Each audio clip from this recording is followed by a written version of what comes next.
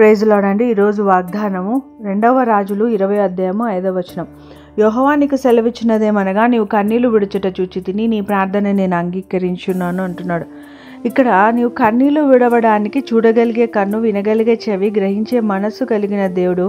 ఆయన బాహువుని చాచినవాడుగా ఉన్నాడు. ఆయన రొమ్మును ఆనుకుంటే చాలు అద్భుతం జరిగించే తండ్రిగా ఉన్నానంటూ నీ ప్రతిస్పందనలకు స్పందించే రారాజుగా, రక్షకుడుగా, ప్రభువుగా, పరిశుద్ధుడిగా, ఆయన మహిమనందు రక్షణాదారుడని ఇక్కడ ఈ వచనం తెలియపరుస్తుంది.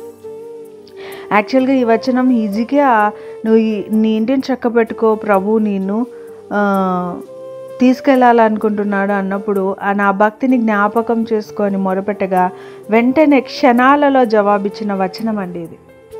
ఎప్పుడైతే హృదయపూర్వకంగా మనం దేవుని దగ్గరికి తిరుగుతామో, దేవుని వైపు తిరుగుతామో, ఆయన పండుకొనే మాట్లాడుతున్నాడు. ఇక్కడ పండుకొనే కన్నీటితో ప్రార్థన చేస్తున్నాడు. కానీ గడప దాటలేదు ఇంకా.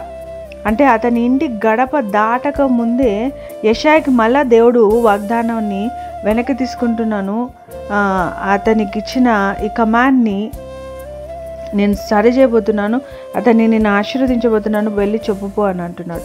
సో ఎందుకు అలా అంటే, ద్వితీయోపదేశకాండం 32:39 అంటాడు, ఇదిగో నేను దేవుడను, నేనే దేవుడను, నేను తప్ప వేరొక దేవుడు లేడు, మృతి నొందించువాడు బ్రతికించువాడని నేనే, గాయపరచువాడని స్వస్థపరచువాడని నేనే, నా చేతిలో నుండి విడిపించువాడు ఎవడునో లేడు.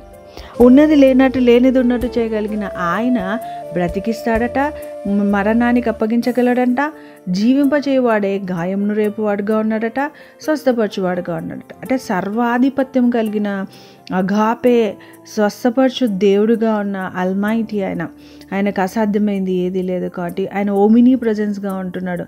ఆయన నేనే దేవుడు అని అంటున్నాడు. కనుక ఆయన మహిమనందు కార్యాలు మన జీవితంలో జరిగిస్తాడు. అయితే నువ్వు దుఃఖపడుతున్నావు, వేదనలో ఉన్నావు, ఇరుకులో ఉన్నావు, ఇబ్బందిలో ఉన్నావు, అయితే ఆయన వైపు తిరుగు.